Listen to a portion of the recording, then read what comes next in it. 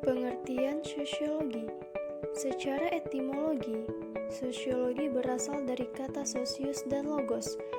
Socius dari bahasa Latin yang artinya masyarakat dan logos dari bahasa Yunani yang artinya ilmu.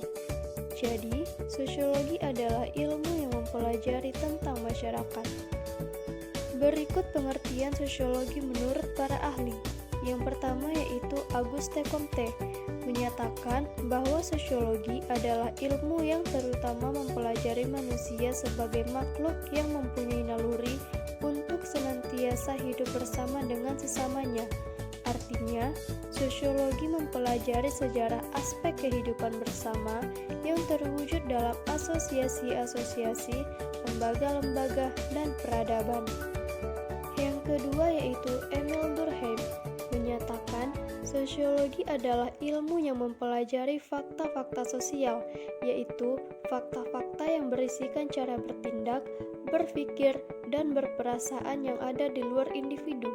Fakta-fakta tersebut mempunyai kekuatan untuk mengendalikan individu. Yang ketiga itu ada Sujono Sukanto menyatakan sosiologi merupakan ilmu yang mempelajari masyarakat dalam keseluruhannya dan hubungan-hubungan antara orang-orang dalam masyarakat. Karakteristik atau ciri-ciri sosiologi. Sebagai ilmu sosial yang objeknya masyarakat, sosiologi mempunyai ciri-ciri utama sebagai berikut. 1. Sosiologi bersifat empiris, yaitu didasarkan pada pengamatan atau observasi terhadap kenyataan-kenyataan sosial dan hasilnya tidak bersifat spekulatif atau memperkirakan, melainkan objektif. 2.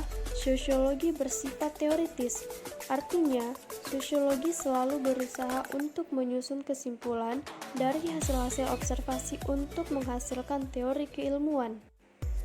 3. Sosiologi bersifat kumulatif, artinya teori-teori dalam sosiologi dibentuk atas dasar teori-teori yang sudah ada sebelumnya, kemudian diperbaiki, diperluas, serta diperdalam. 4. Sosiologi bersifat non-etis, artinya sosiologi tidak mempersoalkan baik buruknya fakta, tetapi yang lebih penting adalah menjelaskan fakta tersebut secara analitis dan apa adanya. Sifat dan hakikat sosiologi. Dalam Sosiologi Suatu Pengantar edisi baru kedua Sujono Sukanto 1986, dalam buku tersebut diutarakan bahwa apabila sosiologi ditelaah dari sudut sifat dan hakikatnya, yaitu sebagai berikut. 1. Sosiologi termasuk rumpun ilmu sosial, bukan ilmu pengetahuan alam ataupun ilmu kerohanian. 2. Sosiologi merupakan ilmu pengetahuan yang kategoris, artinya sosiologi membatasi diri dengan apa yang terjadi, bukan pada apa yang seharusnya terjadi. 3. Sosiologi merupakan ilmu pengetahuan murni atau pure science, bukan ilmu pengetahuan terapan atau applied science. Walaupun demikian, sosiologi dapat diterapkan dalam membantu masalah sosial di masyarakat. 4. Sosiologi merupakan ilmu pengetahuan yang abstrak, artinya yang diperhatikan adalah pola dan peristiwa yang terjadi dalam masyarakat. Sejarah lahirnya sosiologi. Pada sekitar abad 14-17 Masehi, atau disebut juga sebagai abad pencerahan atau Renaissance, di mana pada saat itu ilmu pengetahuan mulai menggeliat kembali. Awal Renaissance dianggap sebagai abad ke-8, di mana norma agama dan absolutisme raja sangat dominan dalam kehidupan masyarakat, dan ilmu pengetahuan kurang mendapatkan tempat waktu itu.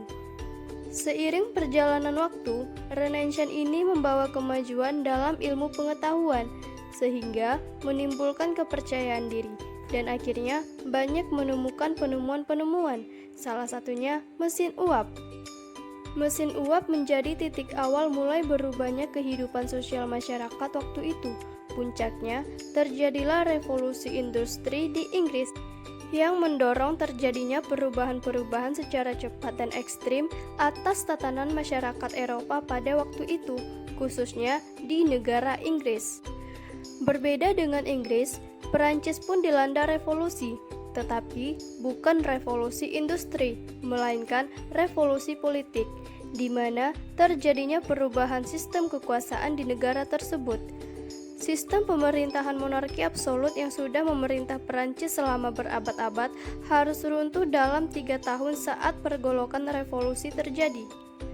Dua peristiwa tadi menjadi titik balik sejarah dan perubahan tatanan masyarakat Eropa dan dunia.